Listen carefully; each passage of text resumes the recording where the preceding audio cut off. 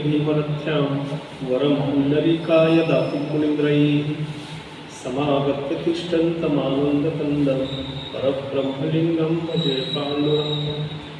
कृष्णाय वासुदेवाय हरे परमात्मने प्रणतक्लेशनाशाय गोविन्दाय नमो नमः। वसुदेवसुतं देवं कंसचाणूरमर्दनं देवकी परमानन्दं कृष्णं वन्दे जगद्गुरुं। प्रातस्मरामि रविसंस्फुरदात्मतत्त्वं सच्चित्सुखं परमहंसगतिं तुरीयं। यत्स्वप्नजागरसुषुप्तिमवैति नित्यं तद्ब्रह्म निष्कलमहं न च भूतसङ्घाः। ब्रह्मानन्दं परमसुखदं केवलं ज्ञानमुक्तिं द्वन्द्वातीतं गगनसदृशं तत्त्वमस्यापि लक्ष्यम्। एकं नित्यं विमलमचलं सर्वधी साक्षिभूतं भावातीतं त्रिगुणरहितं सद्गुरुं तन्नमामि। गोपालकृष्ण भगवान की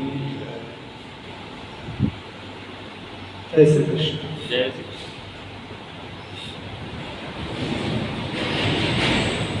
इस अध्याय का अपन चिंतन कर रहे हैं पिछले बुधवार से। 12वां अध्याय जिसका शीर्षक है भक्ति योग। और यह अध्याय वैसे देखा जाए तो बहुत छोटा अध्याय है। 20 श्लोक है इसमें।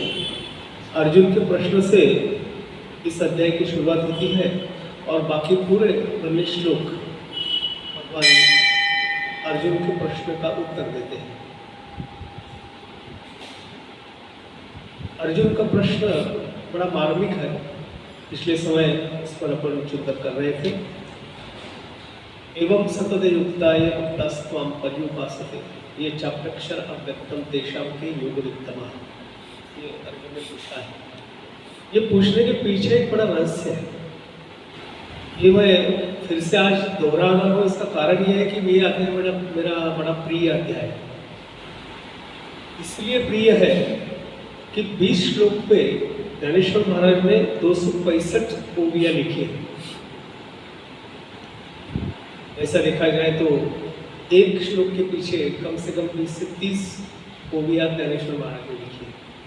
इसका कारण ही यह है कि एक स्थिति भक्ति की है, भगवान के स्वरूप की स्थिति है और उसके आराधना की स्थिति है।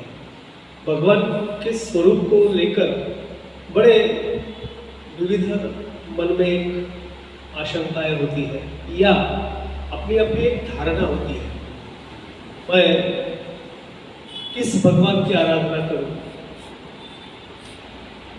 जो मुझे मंदिरों में ठीक है यहाँ मंदिरों में जिसकी मूर्ति मैंने प्रतिष्ठित की है, जिसके गुणगान मैं गाता हूँ, जिसके स्वरूप का वर्णन करता हूँ। बहुत से संतों ने, वेदों ने, सबों ने, हम वाल्मीकि रामायण देखें तो प्रभु रामचंद्र जी का वर्णन किया है। ध्याये राजानुबाहुदत्तशरधनुषं बद्ध पद्मासनस्थं। विष्णु सहस्त्रनाम पढ़े तो उसमें विष्णु जी का स्वरूप वर्णन किया है। या देवी सर्वभूतेषु मातृ रूपेण संस्थिता। देवी माँ भगवती का वर्णन किया है। वैसे एक सगुण रूप की भगवान की छवि हमारे दिल के अंदर है। उसकी आराधना फिर पत्र पुष्प फल तो ये जो भी है मुझे अर्पण करके करना है या तेरे वो निर्गुण निराकार अव्यक्त स्वरूप की आराधना करना है। और ये आराधना करते समय कौन से लोग ऐसे हैं कि जो श्रेष्ठ है? ये सगुण भक्ति करने वाले श्रेष्ठ है या निर्गुण की भक्ति करने वाले श्रेष्ठ है? ये दुविधा में अर्जुन ने भगवान को प्रश्न पूछा है। और इसीलिए इसका जवाब देते हुए मैंने पिछले समय भी कहा था, भगवान तो चतुरात्म शिरोमणि है। उन्होंने बहुत ही अर्जुन के मन की अवस्था जानकर एक उत्तर दिया है। उन्होंने किसी भक्ति को श्रेष्ठ नहीं माना है। दोनों भक्तियाँ श्रेष्ठ है, दोनों भक्त श्रेष्ठ है, दोनों मुझे अत्यंत प्रिय है, ये कहा है। लेकिन दोनों उपासना मार्गों की विशेषता बताई है। और वो श्लोक पे हम रुके थे, जो श्लोक था क्लेशोदिक तरस्तेषां अव्यक्ता सप्तचेतसा। अव्यक्ता ही गतिर्दुःख देहवद्भिर्व्याप्य। भगवान कहते हैं उस सच्चिदानंद घन निराकार ब्रह्म से, जो निर्गुण निराकार ऐसा भगवान का स्वरूप है जिससे हम परब्रह्म कहते हैं, वो परब्रह्म में आसक्त चित्त वाले कुछ लोग होते हैं जो निर्गुण निराकार वाले भगवान के रूप में आसक्त होते हैं। वो पुरुषों के साधन में भगवान कहते हैं परिश्रम अधिक है, कष्ट अधिक है। उनकी साधना मार्ग जो है वो कठिन है, क्योंकि देहाभिमान हर एक प्राणी को रहता है और ये देहाभिमान रखने वाले जो जीव है उनके द्वारा अव्यक्त विषयक भगवान के प्रति आराधना करना ये दुखपूर्वक उनको प्राप्त की हो जाती है। स्वाभाविक है, हम अगर हमारे देह की उपासना ही करते रहेंगे तो एक साधना मार्ग में होने वाली जो देह की दंडना है वो हमसे सहनीय नहीं होगी, कष्ट होगा। इसलिए भगवान कहते हैं कि उसमें कष्ट बड़े हैं, परिश्रम बड़े हैं, लेकिन अंततोगत्वा वो मुझे ही आकर मिलते हैं। उनका जो मार्ग है वो मार्ग उन्हें कठिनतापूर्वक पूर्ण करना पड़ता है, लेकिन फिर से आते हैं तो मेरे ही पास है। और इसी में ज्ञानेश्वर महाराज ने इस पर भाष्य करते हुए बड़ा सुंदर विवेचन किया है। कहते हैं योग साधना कठिन कैसी है, तकलीफ कैसी है। बताया कि यो योगी लोग जो रहते हैं, हमने भी सुने हैं बहुत सारे पुराणों में कथाएं कि किसी महर्षि ने एक पैर पर खड़े रह के तपश्चर्या कर ली। वाल्मीकि जी ऋषि के बारे में कहते हैं कि वो तपश्चर्या करने लगे नारद जी के उपदेश से, तो उनके बदन पे पूरा वारुल, हिंदी में क्या कहते नहीं मालूम, चिट्ठियों का बनाते घर वारुल जम गया था। हाँ, मिट्टी का ढेर जो जंगल में दिखता है, चिटिया बनाती है, उसमें सर्प वगैरह रहते हैं, फिर तो वारुल जम गया था। ऐसे अनेक उदाहरण हमने देखे हैं। अब ऐसी कठिन खड़तर तपश्चर्या करना ये बड़ा मुश्किल काम है।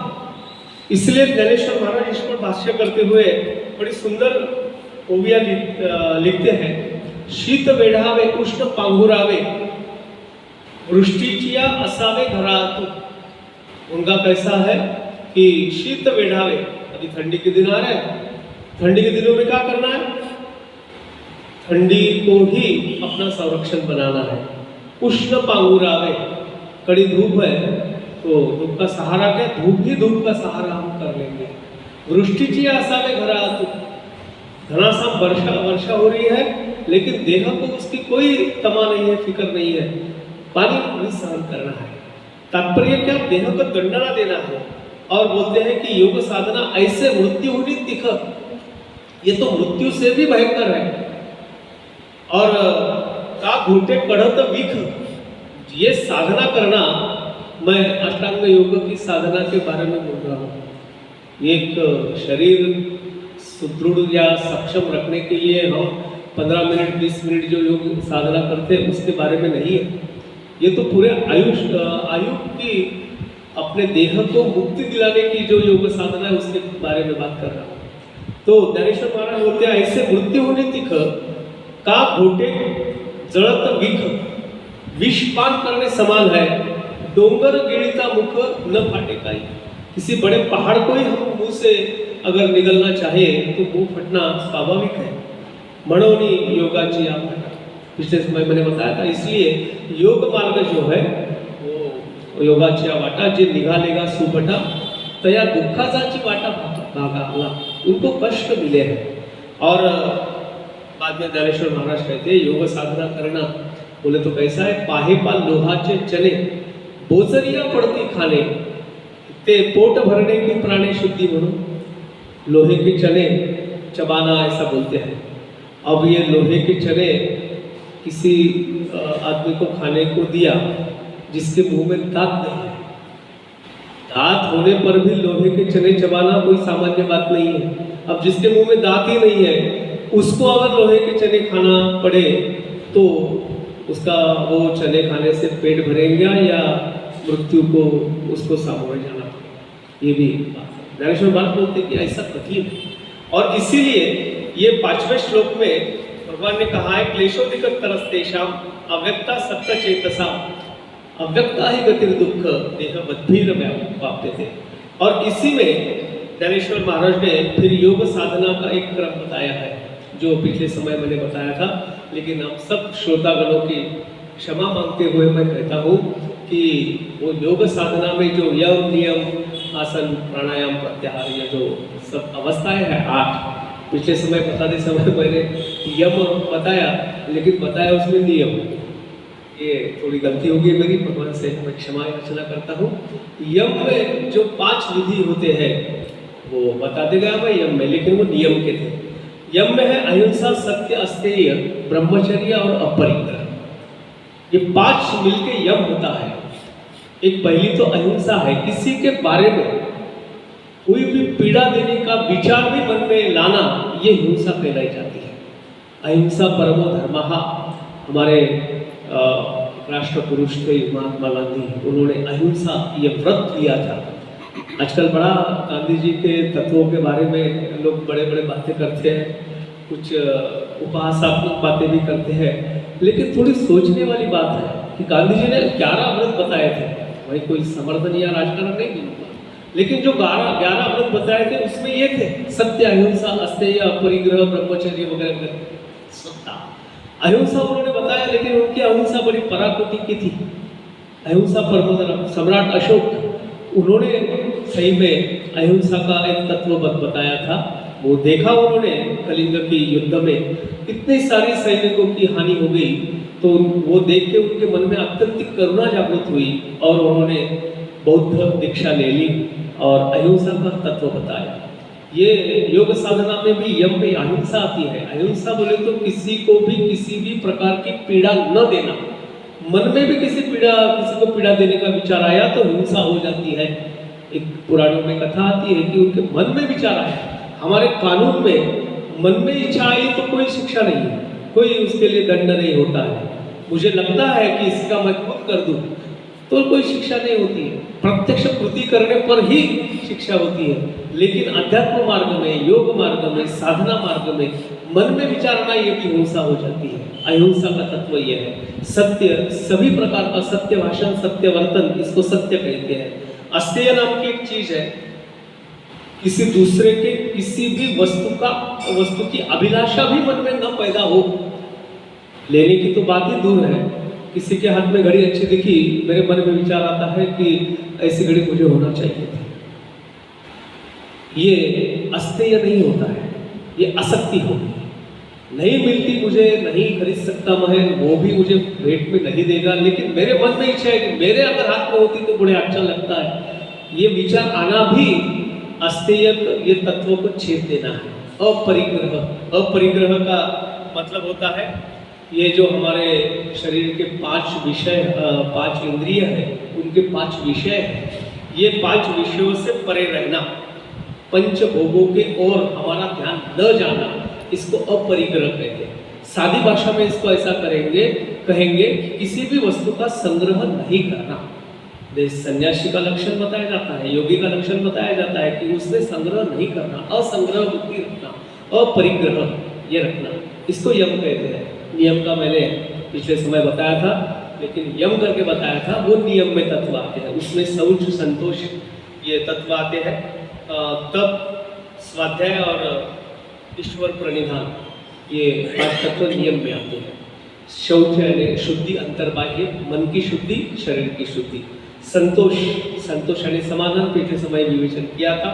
उसके बाद में तप, कायिक, वाचिक, मानसिक, 3 तरह के तप होते हैं। ये तप करना, तपश्चर्या करना। उसके बाद में आता है स्वाध्याय, वो भी हमने पिछले समय देखा कि कुछ न कुछ स्वाध्याय होना चाहिए, अध्ययन होना चाहिए, कुछ पढ़ना चाहिए, कुछ नियम होना चाहिए। और ईश्वर प्रणिधान, भगवान का स्मरण सातत्य पूर्वक करना चाहिए, ईश्वर का पूजन करना चाहिए। और बाद में फिर आसन, प्राणायाम वगैरह तो चीजें है ही है। तो ये सब करने में देखो कि ये सब सुनते वक्त हमें लगता है कि ये तो करना बड़ा कठिन है, ये सब हमारे अंदर में ढाना, ये लाना बड़ी कठिन बात है। ये ऐसा विचार भी मन में लाना बोले तो एक बड़ा मुश्किल लगता है। तो ये प्रत्यक्ष रूप से उसका अपने में प्रयोग करना कितना कठिन होगा। इसलिए क्लेशोदिक तरसते शाकुला, इसका विपरीत अर्थ ना ले, इसलिए फिर से दोहराया मैंने कि विपरीत अर्थ ना ले। भगवान को ऐसा नहीं लगता है कि भाई योग मार्ग की साधना वर्ज्य है या नहीं करना चाहिए। जो अपने में इतना सामर्थ्य बना लेता है उसको योग साधना उचित है, उससे करना चाहिए। और ऐसे तप करने वाले बहुत सारे ऋषि मुनि संत आज के जमाने में भी है। एक बताते हैं कि कहीं जबलपुर या मध्य प्रदेश में कोई महात्मा है, 117 साल की उम्र है, कुछ भी नहीं खाया है, केवल दूध पी के रहते हैं और पूरी फुर्ती के साथ में सब कामकाज करते हैं और ईश्वर की आराधना करते हैं। ऐसे लोग आज भी हैं, लेकिन ये सामान्य जीवों का काम नहीं है, हमारे सांसारिक लोगों का काम नहीं है, हम नहीं कर सकते। इसलिए भगवान बोलते हैं कि निराश न होना, निराश न होना। हमें योग साधना होती नहीं है, एकाग्र चित्त होता नहीं है, हमारे शरीर पे हमारा एक क्या संतुलन नहीं है, तो उसके लिए चिंता करने की जरूरत नहीं है। आगे वर्णन आता है, ये तो सर्वाणि कर्माणि मयि सन्न्यस्य मत्परः अनन्येनैव योगेन माम ध्यायत उपासते। भगवान कहते हैं परंतु एक तरह के भक्त ये है जो अव्यक्त की उपासना योग मार्ग के माध्यम से करते हैं, और दूसरे जो है जो मेरे परायण रहने वाले भक्तजन संपूर्ण कर्मों को मुझ में अर्पण करके मुझ सगुण रूप परमेश्वर को अनन्य भक्ति भाव से भजते हैं, वो भी मेरे अत्यंत प्रिय है। और ये श्लोक का उत्तरार्ध जो आता है वो 7वें श्लोक में आता है। कहते हैं तेषामहं समुद्धर्तात् मृत्यु संसार सागरात् भवामि न शिवात् पार्थ मय्यावेशित चेतसाम्। हे अर्जुन, उन मुझ में चित्त लगाने वाले जो लोग हैं, अनन्य भक्ति भाव से मेरी आराधना करने वाले जो लोग हैं, जो भक्त है, वो प्रेमी भक्तों का मैं शीघ्र ही तुरंत ये मृत्यु रूप संसार समुद्र जो है उसमें से उनको तार लेता हूँ, उद्धार कर लेता हूँ। यानी ये जो 6वां और 7वां श्लोक जो है एक साथ पढ़ना चाहिए। कहते हैं ये तो सर्वाणि कर्माणि मयि सन्न्यस्य मत्परः अनन्येनैव योगेन माम ध्यायन्त उपासते तेषामहं समुद्धर्तात् मृत्यु संसार सागरात् भवामि न चिरात् पार्थ मय्यावेशित चेतसा। कहते हैं कि ये तो सर्वाणि कर्माणि, हम जो भी कुछ कर्म करते हैं वो सब मयि सन्न्यस्य, मुझे अर्पण करने वाले। जो कर्म किया वो भगवान को अर्पण करना है, परमेश्वर को अर्पण करना है। अब थोड़ा सोचने की बात है कि किसी श्रेष्ठ ऐसे भक्त, वो तो जगत के पालक है, उनको कुछ चीज अर्पण करना है तो कैसे होना चाहिए? अत्यंत पवित्र होना चाहिए, अत्यंत शुद्ध होना चाहिए, अत्यंत निर्मल होना चाहिए। स्वाभाविक बात है, किसी का बर्थडे पे हम गुलदस्ता लेके जाते हैं, मुरझाए हुए फूल लेके जाते हैं क्या? नहीं, एकदम ताजे फूल लेके जाते हैं, सुगंधित फूल लेके जाते हैं, शुभ कामनाओं के साथ लेके जाते हैं। अब भगवान को मेरे कर्म अर्पण करना है तो मेरे कर्म कैसे होना चाहिए? विशुद्ध कर्म होना चाहिए, पाप वासना रहित कर्म होना चाहिए। पाप वासना का अर्थ ये लेना है कि उसमें कोई किंतु परंतु नहीं होना चाहिए। पाप और पुण्य ये दो जो शब्द है और कर्म से वो जब जुड़ते हैं तो किसे पुण्य कर्म कहना और किसे पाप कर्म कहना, ये भी बड़ा दुविधाजनक प्रश्न आता है। गैया को घास खिलाना बड़े पुण्य का काम है, भाव क्या है? अब वो दादा धर्माधिकारी नाम के एक विनोबा जी के बड़े अत्यंत शिष्य थे, एक बड़े किताब उन्होंने अच्छे लिखे हैं। वो बोलते हैं कि जब मैं तीर्थ क्षेत्रों में जाता हूँ तो वहाँ देखता हूँ कि बाहर एक कोई आदमी कोई अपनी गैया लेके खड़ा है और उसी के पास में घास का ढेर है। 10 रुपये में वो अपने ढेर में से घास का एक गट्ठा देता है, उसी की गैया, घास उसी का, 10 रुपये हमने उनको देने का, घास लेने की, उसी के गैया को खिलाने का। और क्या किया हमने? गौ माता को अन्न दिया।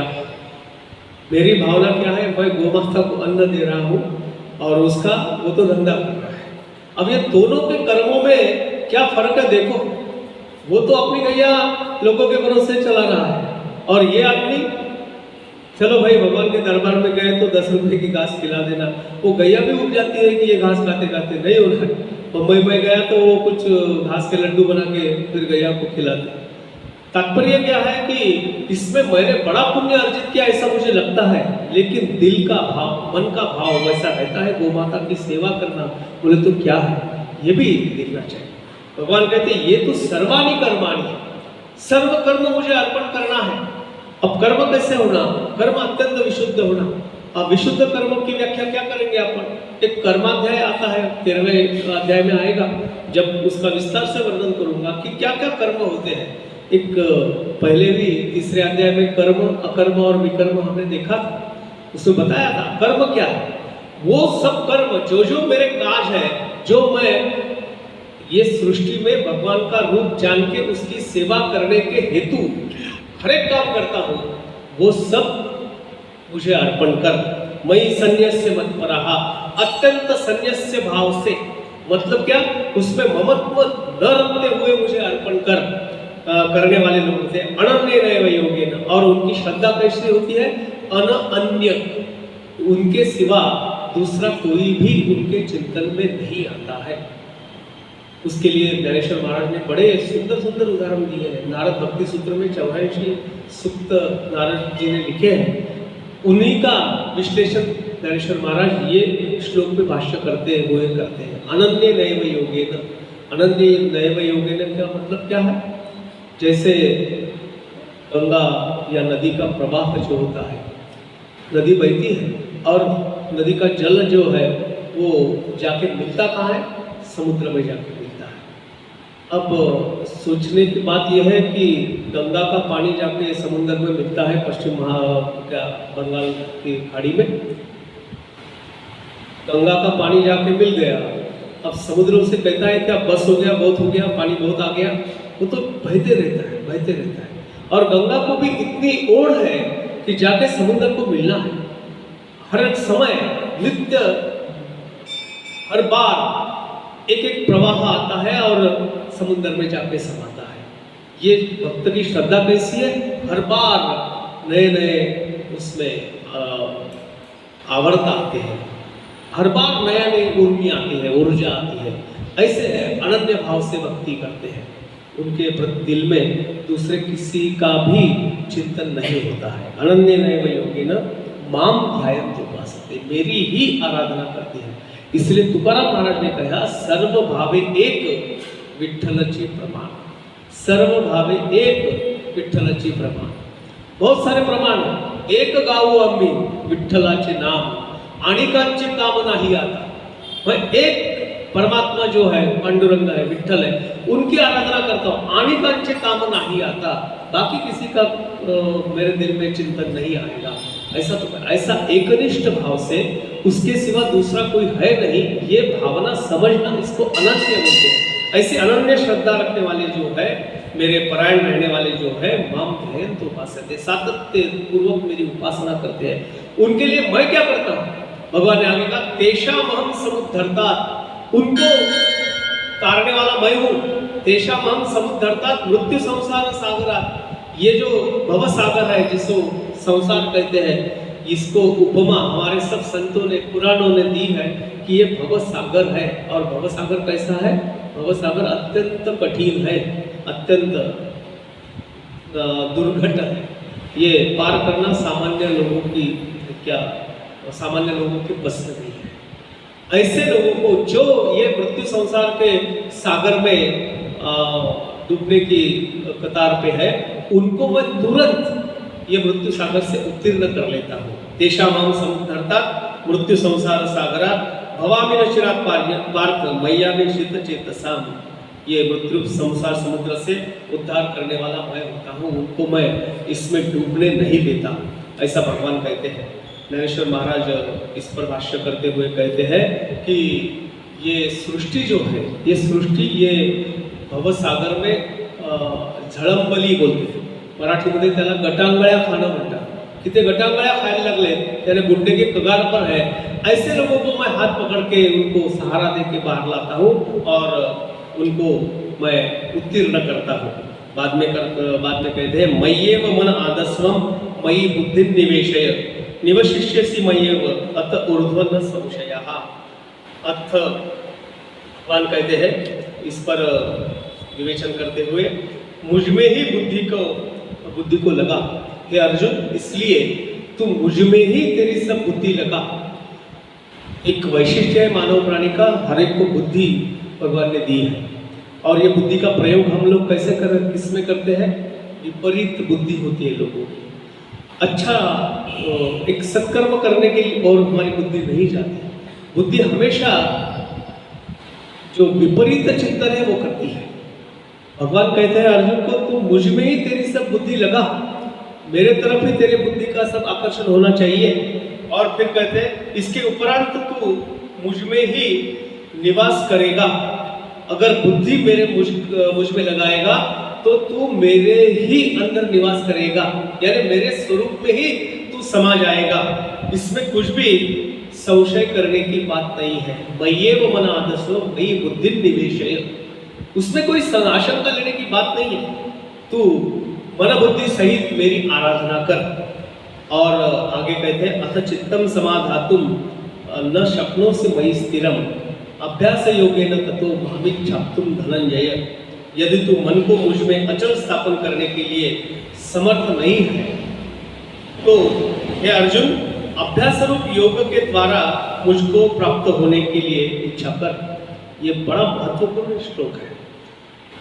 अगर महत्वपूर्ण है, चिंतनीय है, क्यों? पहले श्लोक में भगवान ने कहा कि तू बुद्धि मन मुझ में लगा। अब ये दोनों चीजें ऐसे हैं कि जो हमारे वश में नहीं है। मन तो चंचल है, मन कभी स्थिर नहीं रहता है। और किसी चीज को मन से आराधना करना ये बड़ा कठिन काम है। जो हमारे प्रिय काम भी होते हैं उसमें भी हमारा मन एकाग्र नहीं होता, ये भी मैं दावे के साथ कह सकता हूँ। हमारे प्रिय काम जो हमें बहुत अच्छा लगता है उसमें भी हमारा पूरा मन हम डालते हैं क्या? ये भी सोचने लायक बात है, नहीं होता है। क्योंकि मन तो घूमते रहता है, चंचल ही मन कृष्ण अर्जुन ने कहा था, प्रमाथि बलवत्तरम बलवत दृढ़। ये मन चंचल है और प्रमाथि यानी अपराध करने वाला है, प्रमाद करने वाला है, दृढ़ है। वो मन मुझ में लगा, बुद्धि मुझे अर्पण कर, ऐसा भगवान कहते हैं। और भगवान को मालूम है कि शरीर की कुछ मर्यादाएं हैं। अर्जुन भी हमारा प्रतिनिधित्व करता है, इसलिए भगवान ने इसमें कहा है कि ये मन को मेरे में अचल रूप से स्थापन करने के लिए तू समर्थ नहीं है। हम भी ऐसे ही है, पूरा मन बुद्धि भगवान के पास स्थिर करने में हम असमर्थ है। तो भगवान उसके लिए कहते हैं कि अभ्यास योगेन ततो मम मामिच्छाप्तुम धनंजय। अभ्यास योग के साथ, अभ्यास योग के द्वारा तू मुझे प्राप्त करने की इच्छा कर, अभ्यास कर। मुझ में अगर मिलना है तो अभ्यास से मिल, ऐसे भगवान कहते हैं कि भगवान को मिलाना है, भगवान की आराधना करना है तो पूरी अध्ययन के साथ। इसमें एक बात स्पष्ट है, अंधश्रद्धा वाली बात नहीं है। भक्ति करना ये अंधश्रद्धा नहीं है। इसके लिए एक क्रम बताया है, और वो क्रम क्या है उसका विश्लेषण ज्ञानेश्वर महाराज ने बड़ा सुंदर किया है। वो मेरा बड़ा प्रिय है, वो मैं आपको सुनाऊंगा आज। अथवा हे चित्त मनोबुद्धि सहित माझा हाथी अचुंबित न शपसी दे। ज्ञानेश्वर महाराज इस पर भाष्य करते हुए कहते हैं कि अथवा हे चित्त मनोबुद्धि सहित माझा हाथी अचुंबित न शपसी देवो। अगर तू मन और बुद्धि सहित चित्त मुझ में अर्पण करने के लिए असमर्थ है, नहीं कर सकता है, तो क्या करना है? तरीका ऐसे करी या आठा प्रहरा माझारी मोटके निमिष भरी दे तू जाए। अभ्यास योग कैसा है इसका विश्लेषण ज्ञानेश्वर महाराज बड़ा सुंदर करते हैं। तो ये एकदम से नहीं होगा, मन बुद्धि समर्पित करना ये मन में आया और हो गया ऐसा नहीं होगा। इसके लिए क्या करना पड़ेगा, वो नहीं होता है। तो ये दिन और रात मिलके 8 प्रहर होते हैं, दिन के 4 और रात के 4, या आठा प्रहरा माझारी मतलब 24 घंटे में मोटके निमिष भरी दे तू जाए। एक निमिष भर समय मुझे देते जा। निमिष बोले तो हमारे हरेक की आंखें जो है झपकती है, इसको काय डोळ्याच्या पापण्या या सातत्याने उघडझाप करतात। लेकिन हमारी जो पलके है वो बंद होती है खुलती है, बंद होती है खुलती है, लेकिन हमारे दृष्टि में कोई अंतर नहीं आता है। जैसे बंद हो गई तो हमें पता चलता है कि हमारे पलकें झपक गई करके, नहीं, पता नहीं चलता है। हमारा दृष्टि सातत्य कायम रहता है। कोई चीज देखते हैं हम तो आपके पंखुड़ियां बंद होने खुलने में उसमें कोई अंतर नहीं आता है। बोलते हैं कि निमिष उतना, पल के झपकने का जो समय है उतना मुझे देते जा। अब वो समय अगर हमारे मिनटों सेकंडों में गिने जाए तो एक सेकंड का भी कुछ हिस्सा वो होगा कि जहां हमारी पलकें झपकती है, उतना मुझे दिया तो भी चलता है। अब बताओ कितना सीधा सीधा बताया कि भगवान के सामने खड़े होके आप झपकने के जितना भी समय होता है उतना समय मुझे देते जा। मराठी में ऐसा बोलेंगे की डोळ्याची पापणी उघडझाप होण्याचा जो अवधी आहे तेवढा तू मला दे।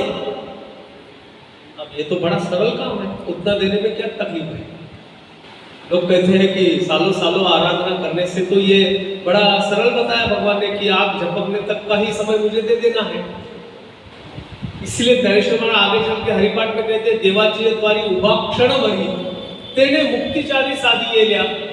सायुज्यता, समीपता, सलोकता, स्वरूपता, ये 4 मुक्ति है। वो सब कब मिलती है? एक क्षण भर भगवान के दरबार में, भगवान के सामने खड़े हो गए तो देवाची द्वारी, भगवान के द्वार में एक क्षण भी खड़े हो गए तो भी मिल जाएगा। फिर ये आराधना वगैरह क्यों बताया? अभ्यास योग का महत्व बता रहे हैं कि उतना भी किया तो चलता है, लेकिन वो कैसा होना चाहिए? ज्ञानेश्वर महाराज बोलते हैं मग जे जे का निमिक देखेल माझे सुख तेतुले आरोचक विषयी हुई। एक क्या निमिष भर भगवान का ही स्मरण मेरे चित्त में आया, बाकी वो निमिष गया, बाद में भगवान का चिंतन हट गया, चलता है।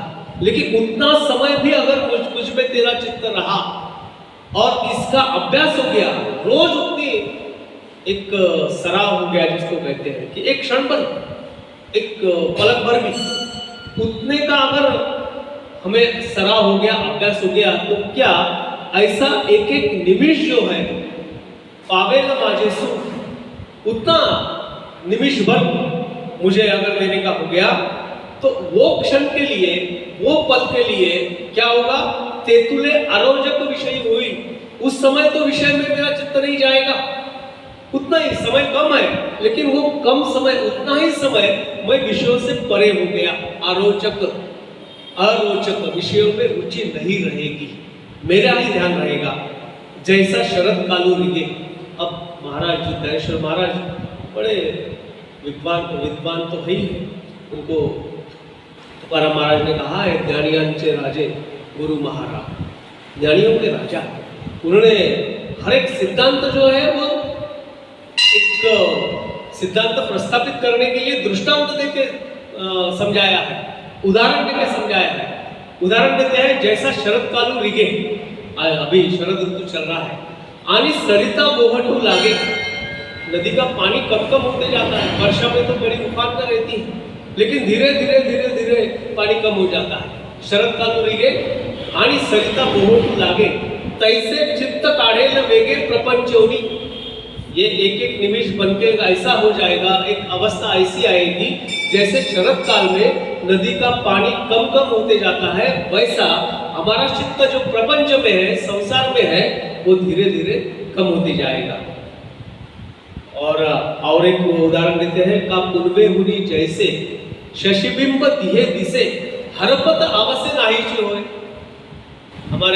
हम सबका यह अनुभव है कि पूर्णिमा का दिन, पूर्णिमा के दिन में पूरा चंद्रमा रहता है, बराबर। पुनवे हुनी जैसे शशिबिंब दिहे दिसे, दूसरे दिन प्रतिपदा आती है, थोड़ा सा चंद्रमा का प्रकाश कम हो जाता है, पूरा वर्तुल जो है वो दिखता है, लेकिन वो पूर्णिमा का जैसा तेज उसमें नहीं रहता। और जैसे जैसे फिर द्वितीया तृतीया आती जाती है, धीरे धीरे चंद्रमा कम कम होती जाता है। कला हरपत अवश्य नहीं चलो, अमावस्या के दिन चांद दिखता नहीं है। मुझे लगता है डॉक्टर मालगावे ने इस पर भाष्य किया, बताया था उन्होंने कि चंद्रमा की कला क्यों दिखती है।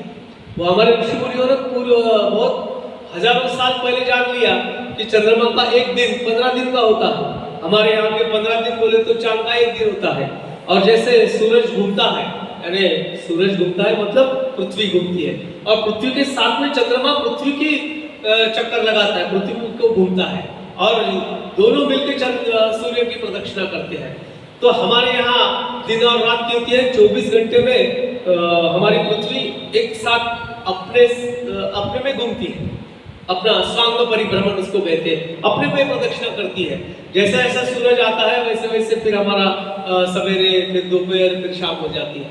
अब ये चंद्रमा तो 15 दिन में, तो 15 दिन में जैसा जैसा प्रकाश कम होता है एक दिन में उसके, तो वैसी वैसी कलाएं दिखती है। अमावस्या के दिन चंद्रमा सूर्य के प्रकाश में नहीं होता, इसलिए हमें दिखता नहीं है। वैसा ज्ञानेश्वर महाराज ने ये उदाहरण 13वें शतक में दिया है। पूर्वे हुनी जैसे शशिबिंब दिए दिसे हरपत आवश्य नाइची हुई। ये एक एक निमिष जमा करके करके करके एक अवस्था ऐसी आएगी कि जैसे शरद काल में नदी कम हो जाती, जैसे पूनम से लेके अमावस्या तक चंद्रमा कम कम होते जाते जाते अमावस्या में दिखता नहीं है, वैसे ही हमारा चित्त संसार से पूरा हटके भगवान के चरणों में लीन हो जाएगा। और कहते हैं जैसे भोगा तुनि निगता। एक बात है, हमारे संतों ने कभी भोग का त्याग करने के लिए नहीं कहा है, सब भोग भोगने के लिए भोगने का उपदेश हमारे संतों ने, हमारे पुराणों ने किया है। वैसे भोगा आतुनी निगता चित्त मज माझी रिगता हळू हळू पंडु सुता मीच होशील। भगवान का वरदान कैसा होता है कि भगवान भक्तों को अपना अपने जैसा करते हैं, अपना स्वरूप प्रदान करते हैं। कैसे? ऐसे अभ्यास योग से भगवान की उपासना आराधना करते करते करते एक दिन ऐसा आएगा, पूरी श्रद्धा के साथ अगर किए तो भोगा अतुनि निगता। ये सब प्रपंच के भोग जो है वो भोग के बाद में भोगा अतुनि निगता चित्त मज माझी रिगता। वो चित्त मेरे पे मुझ में समर्पित हो गया तो क्या होगा? हळू हळू पंडुसुता बीज ऋषि, पंडुसुता अर्जुन तू मैं ही हो जाएगा। इसीलिए फिर संत महात्मा ऋषि मुनि जो है वो हमें संसार करते दिखते हैं, लेकिन उनका संसार हमारे संसार के जैसा होता नहीं है। संसारी असावे असोनी नसावे, संसारी असावे असोनी नसावे। एक बार तुकाराम महाराज भगवान के विठ्ठल पांडुरंग के सामने जाके बोले कि भगवान मुझे कुछ दे दो, मैं इतनी आराधना करता हूँ, मुझे कुछ प्रसाद चाहिए। भगवान बोले आज तक आपने किसी भी कोई भी चीज नहीं मांगी, आज क्यों मांग रहे हो? मैंने बोले मेरी बड़ी इच्छा है, मुझे कुछ वरदान दे दो, मुझे कुछ दे दो। क्या देना है? आपको तो सब देने के लिए तैयार हूँ, मांगो क्या मांगना है। तुकाराम महाराज ने क्या मांगा? जाणोनी नेनते करी माझे मन आपुली प्रेमपूर्ण देवनिया। जाणोनी नेनते करी माझे मन। जाणीव एक चीज होती है, नेनीव एक चीज है। जाणीव के परे नेनीव। जाणीव बोले तो हमारे संसार में जो जो चीजें हमको दिखती है या जिसका हम उपयोग करते हैं उसकी एक भावना, एक श्रद्धा होना, एक मालूम होता है हमको, जाणीव होती है। हम है, मेरा देह है, जाणीव है ही नहीं, मुझे है। एक छोटी सी पिन भी अगर कहीं किसी शरीर के हिस्से को हमने चुभाई तो तुरंत पूरे शरीर को खबर हो जाती है, ये जाणीव का। और उसके परे है नेनीव। तुकाराम महाराज कहते हैं कि जाणोनी नेनते करी माझे मन। नेनते, मैं नहीं जान रहा हूं कि देह मेरा है, ये भावना समाप्त हो गई, ऐसी अवस्था मुझे दे। और वो कैसी? कुछ तो भी प्रमाण दे, तुझी प्रेमपूर्ण देवनिया, तेरा कुछ प्रेमपूर्ण मुझे दे दे कि मुझे लगेगा कि मेरा मन जो है नेनता हो गया। भगवान बोले ठीक है, दे दिया, करेंगे क्या?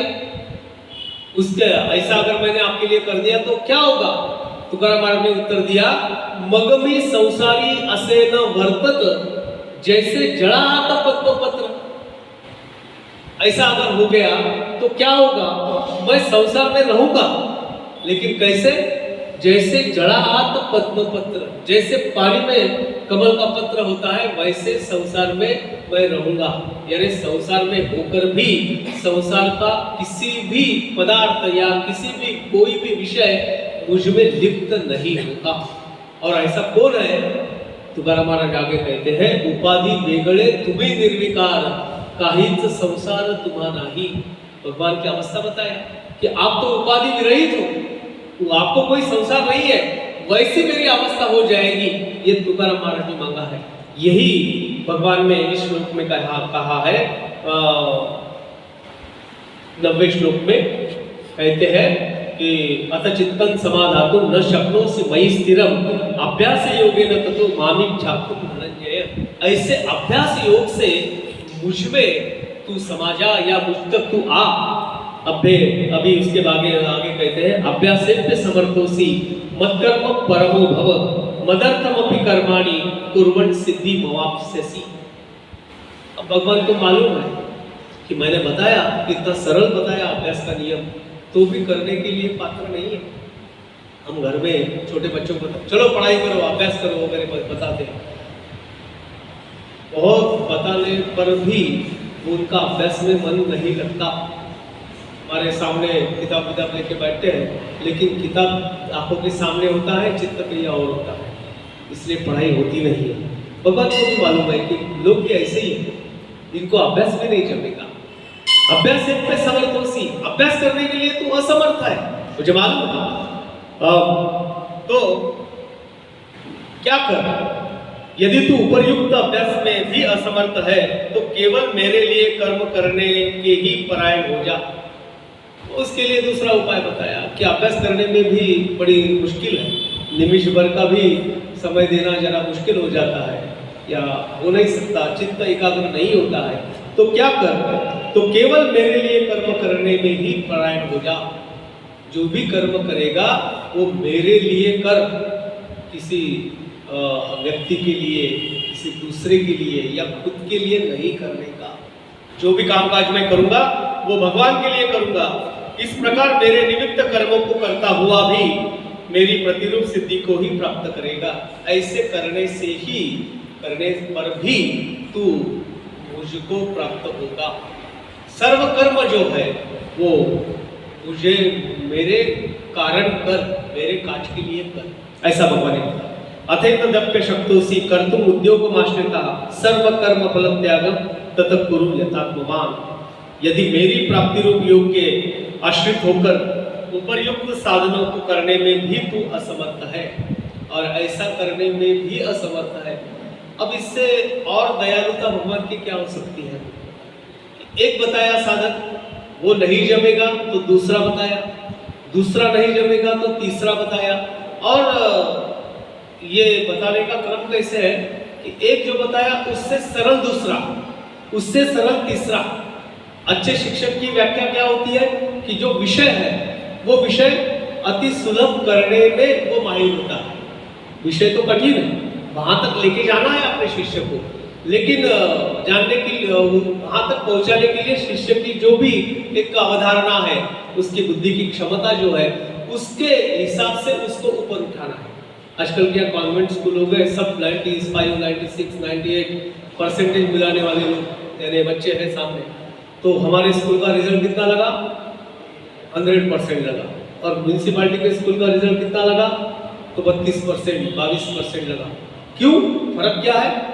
और वहाँ तो क्वालिफिकेशन ही ये है कि अगर बच्चे को 85% से अबव मार्क्स है तो हमारे स्कूल में प्रवेश मिलेगा, नहीं तो नहीं मिलेगा।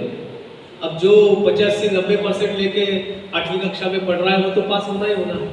जिसको बेचारे को अक्षर ज्ञान नहीं है उसको साक्षर करना, ये सही शिक्षक की क्या योग्यता बताई जाती है। भगवान ऐसे शिक्षक है जिनको कुछ भी नहीं आता उनको पारंगत करना है। अर्जुन के भांति, अर्जुन को उदाहरण रख के भगवान ने हम सबको देख के बताया है कि तुम अभ्यास करो। मेरी आराधना केवल लोग करते हैं इसलिए मत करो। मेरा स्वरूप ये गुणातीत है, लोग कहते हैं इसलिए हम भी मान लिए कि भगवान गुणातीत है। नहीं, आप समझ लो, आप बुद्धि से जान लो कि गुणातीतता भगवान की कैसी है, और वो जानने के लिए भगवान खुद ही अपने स्वरूप का, अपने भक्ति का योग इसमें बताते हैं। इसलिए ये अध्याय बड़ा महत्वपूर्ण है। एक पहला उपाय बताया, अभ्यास का बताया, दूसरा उपाय बताया कर्म अर्पण करने का बताया, अब तीसरा उपाय बताता है अथैतदप्य शक्तोसि कर्तुम उद्योगमाश्रिता। यदि मेरी प्राप्ति रूप योग के आश्रित होकर उपयुक्त साधनों को करने में भी तो असमर्थ है। ऐसा करने में भी तो अगर असमर्थ है तो मन बुद्धि आदि पर विजय प्राप्त करने वाला होकर, तो तू क्या कर, मन बुद्धि पर विजय प्राप्त करने वाला हो। अब मन बुद्धि पर विजय प्राप्त करना क्या है, ये बात भी थोड़ा हम खुद में सोच सकते हैं कि मेरा मन जो है वो मन भगवान में लगाना है, भगवान के पास अर्पण करना है, मेरी बुद्धि भगवान के काज के लिए चलना है। इसलिए क्या करना पड़ेगा, तो बुद्धि को और मन को वैसा सराव हमने डालना चाहिए। अब केवल भक्ति की बातें नहीं बताऊंगा, प्रैक्टिकल में भी बताऊंगा, एक वास्तव स्वरूप में भी इसका अर्थ हमने जान लेना बहुत आवश्यक है। गीता ये सार्वकालिक तत्व ज्ञान है, वो केवल अध्यात्म वालों के लिए है ऐसा नहीं है। जो कर्म करने वाले लोग हैं, जो अपने साधनों में संपन्न लोग हैं, उनके लिए भी गीता है। तो मन बुद्धि भगवान को अर्पण करना मतलब क्या है। आज के जमाने में हम विचार करिए कि हम जो भी उद्योग में है, जो भी काम में है, जो मेरे भाग में आया हुआ कर्म है, उसमें मेरी पूरी बुद्धि लगती है क्या, थोड़ा सोचने की बात है। मैं पूरे बुद्धि से काम करता हूँ क्या, तो उसका उत्तर मैं पाता हूँ, मैं खुद ही पाता हूँ, नहीं, मेरी पूरी बुद्धि उसमें नहीं। अगर बुद्धि उसमें पूरी होती तो मेरा काम यशस्वी उत्तीर्ण ही होता, लेकिन उत्तीर्णता आती नहीं। क्यों आती नहीं है, कहीं तो भी मैंने कंजूसी की है, कहीं तो भी मैंने उसमें से चित्त निकाल लिया है। दूसरी बात, मन, मैं पूरी मन के साथ करता हूँ क्या, वो भी एक सोचने लायक बात है। पूरा मन उसमें मैं डाला है क्या, नहीं डाला है, कुछ न कुछ मेरा हिस्सा मैंने निकाल के रखा है। बहुत बार ऐसा होता है तो मैं अपने लिए कुछ चीज़ें निकाल के रखता हूँ। एक मंदिर में हम प्रसाद के लिए गए, सबको महाप्रसाद बांटने का सब चल रहा है, और एक स्थिति ऐसी आ गई कि पूरा बर्तन खाली हो गया, अब उसमें कुछ बचा नहीं है। अब जो कार्यकर्ता लोग हैं उन्होंने बोला प्रसाद तो खत्म हो गया, अब कैसा करेंगे, हमको प्रसाद नहीं मिला। नहीं, अलग से रखा है, कार्यकर्ताओं के लिए अलग से निकाल के रखा है। यही चीज हमारे संसार में है, हम अपना हिस्सा बाजू रख के फिर दान धर्म करते रहते हैं।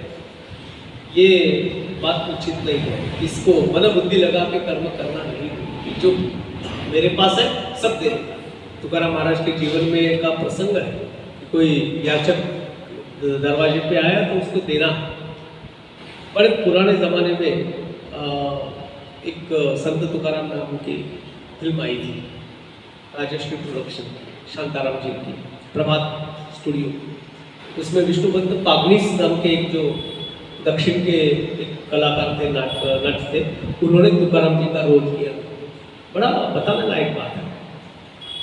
तो पहले विष्णु जी का ये उन्होंने रोल किया, वो नट के बारे में बताता हूँ, बाद में फिल्म का प्रसंग बताता हूँ। वो विष्णुपंत पागनीस जो है बड़े मंजे हुए कलाकार थे, सामान्य रूप से कोई काम नहीं करते थे, बहुत पैसा लेते थे। उस समय 1000-2000 लेते होंगे, लेकिन वो भी बहुत भारी रकम थी।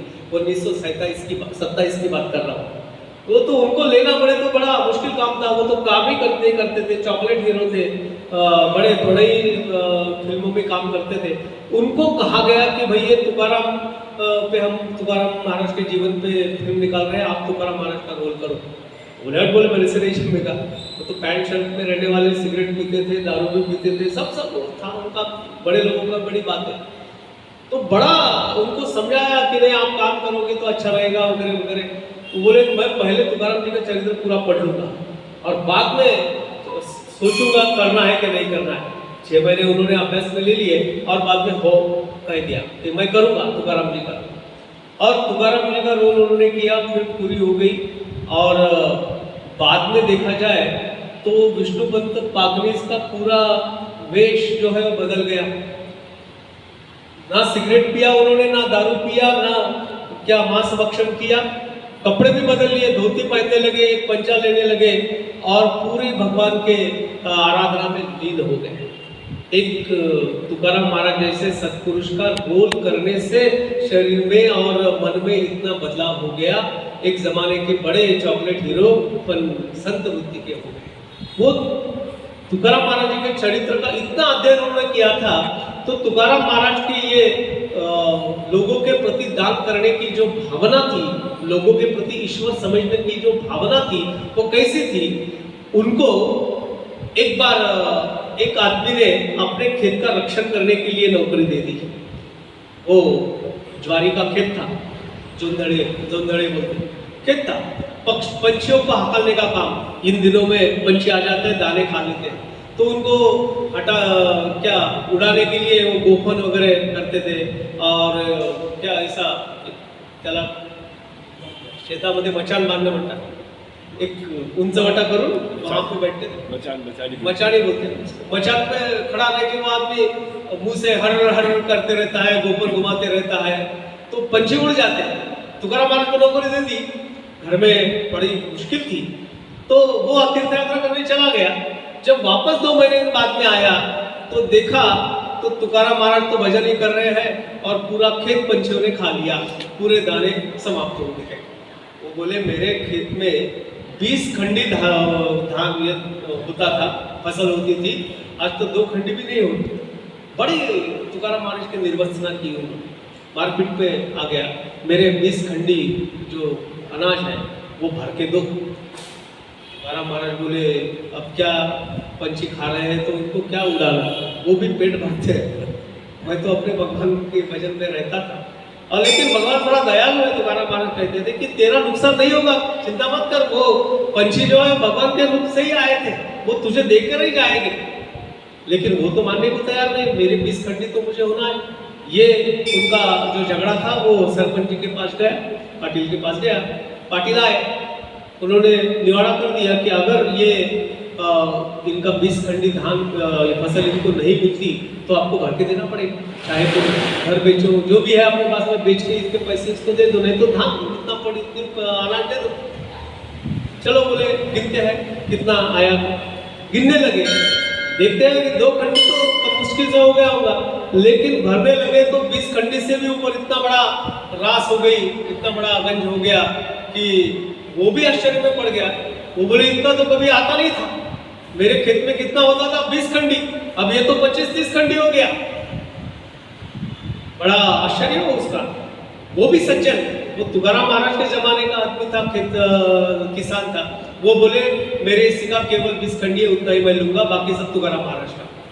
तुकाराम महाराज बोले यार भाई मेरा तो है नहीं, ना खेत मेरा ना अनाज मेरी, भगवान ने पैदा किया, खेत तेरा, ये सब तेरा, मुझे कुछ होना नहीं है, मेरी मजूरी जो है उतनी दे दे। लेकिन वो मानने को तैयार नहीं कि वो पूरा तुमको लेके जाना पड़ेगा। तुकाराम महाराज बोले कि नहीं मैं लेके नहीं जा सकता। तो उन्होंने गाड़ियों में भर के वो सब अनाज तुकाराम महाराज के घर भेज दी। और भेजने के बाद में हुआ क्या, तुकाराम महाराज ने बोला कि फुका चेते लुटासार भारे आवर सदैव, लोगों को बुला लिया, चलो लेके जाओ, ये तो अपना है नहीं है, घर में आया है। लोगों के भीड़ की भीड़ उमड़ गई, सबको देने लगे, बांटने लगे, 2-2 हाथ से कटोरे से लोगों को सब धान ये फसल देने, अनाज देने लगे।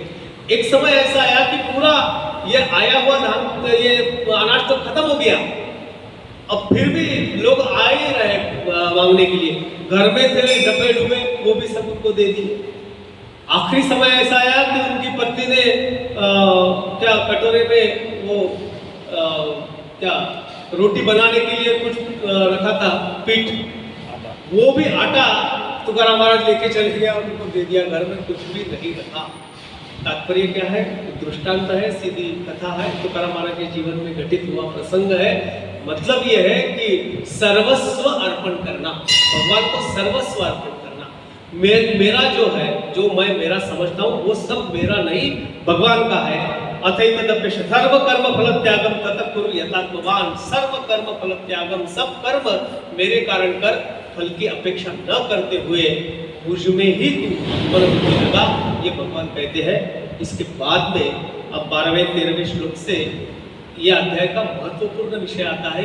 एक विषय है ज्ञानी भक्त किसे कहते हैं, और ज्ञानी भक्त के बाद में आखिरी के 3 श्लोक में ज्ञानोत्तर भक्ति का वर्णन किया है। ज्ञानी भक्त और ज्ञानोत्तर भक्ति, ये भी बड़ा सुंदर विवेचन है, वो मेरे भी बड़े प्रिय, मेरा भी बड़ा प्रिय विषय है। उसके बारे में चिंतन अगले इसमें करेंगे। अभी यहाँ रुकते हैं।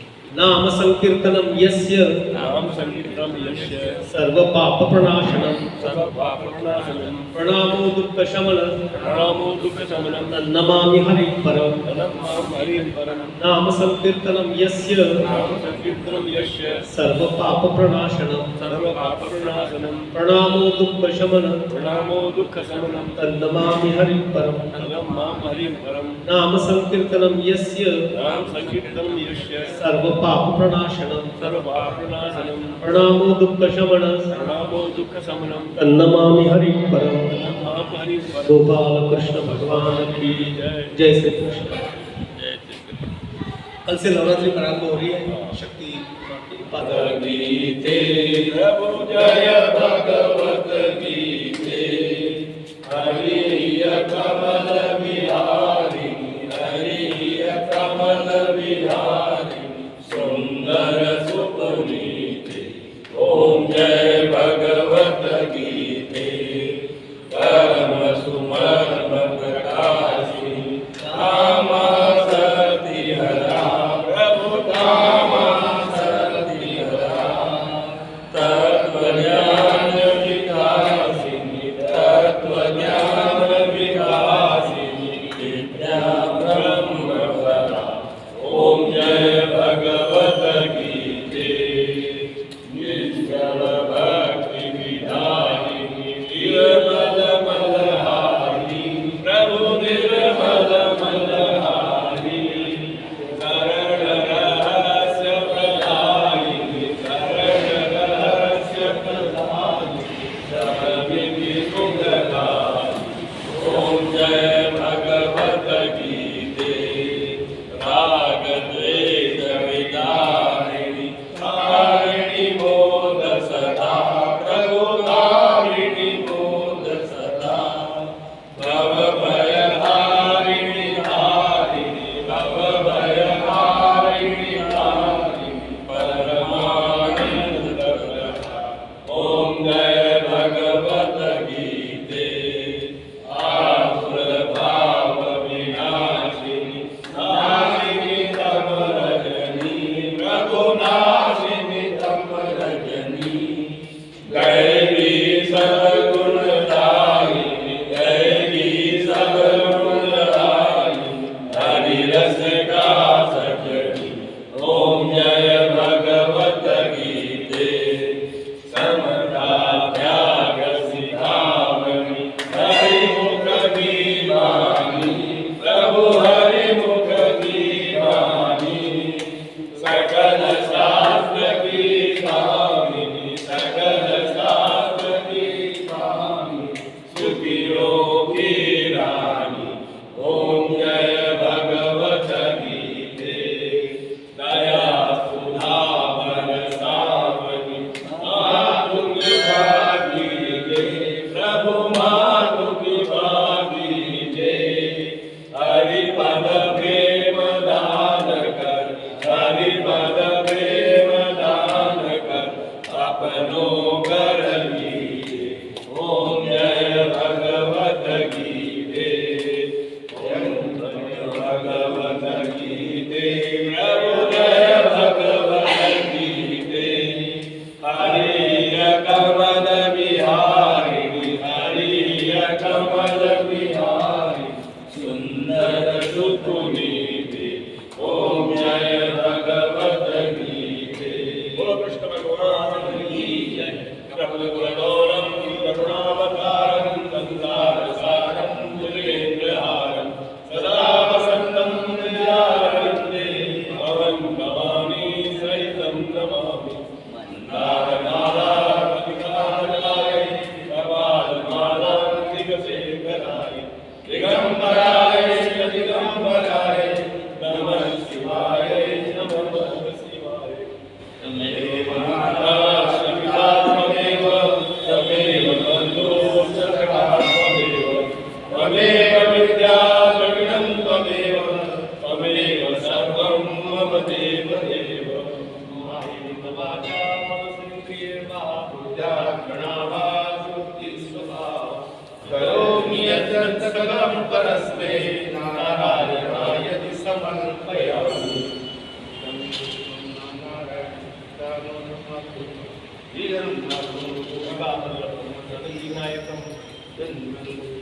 हरे राम राम राम हरे हरे हरे कृष्ण कृष्ण कृष्ण हरे हरे हरे राम राम राम हरे हरे हरे कृष्ण कृष्ण कृष्ण हरे हरे हरे राम राम राम हरे कृष्ण कृष्ण बोलो श्री रामचंद्र की जय, श्री कृष्ण भगवान की जय। आज हमारे सदस्य रविंद्र मक्कड़ जी के बेटे अनिमेश मक्कड़ जी का जन्मदिन है।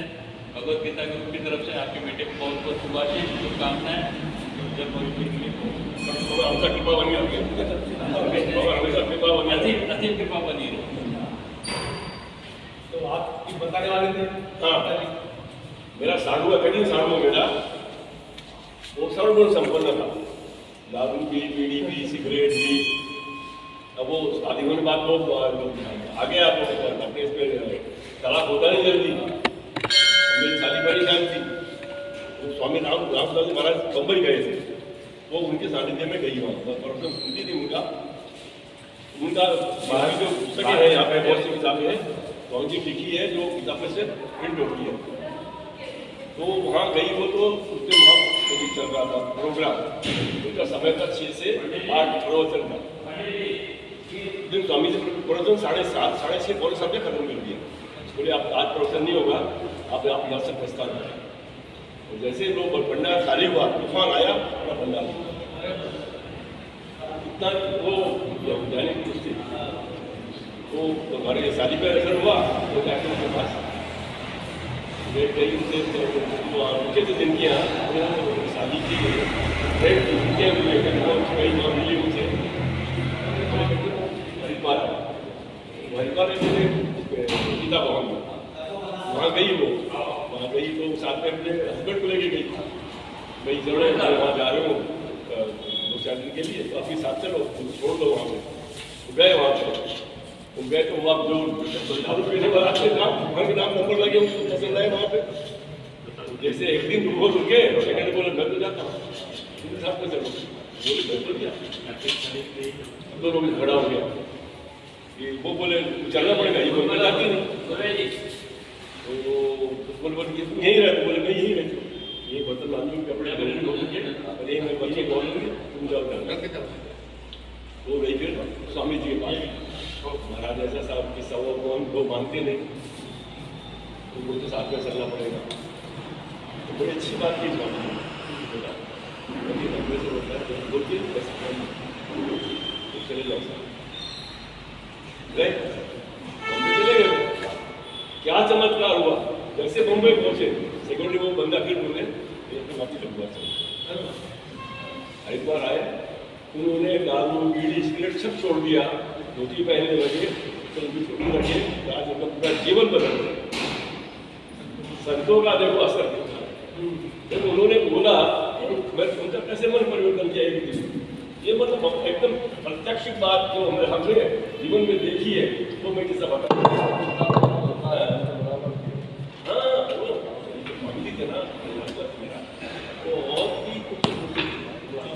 आपने उसके बाद नहीं सुना होगा, वो किसी से पहले ही छुआते थे, किसी महिला को दूसरी महिला को पास नहीं आती थी और पैर किसी से नहीं छुआते थे। रीजन क्या था उनका? नेपाली जी मुझे रीजन था नहीं कराने का, वो जाति से खाती समाज से पढ़ाई समाज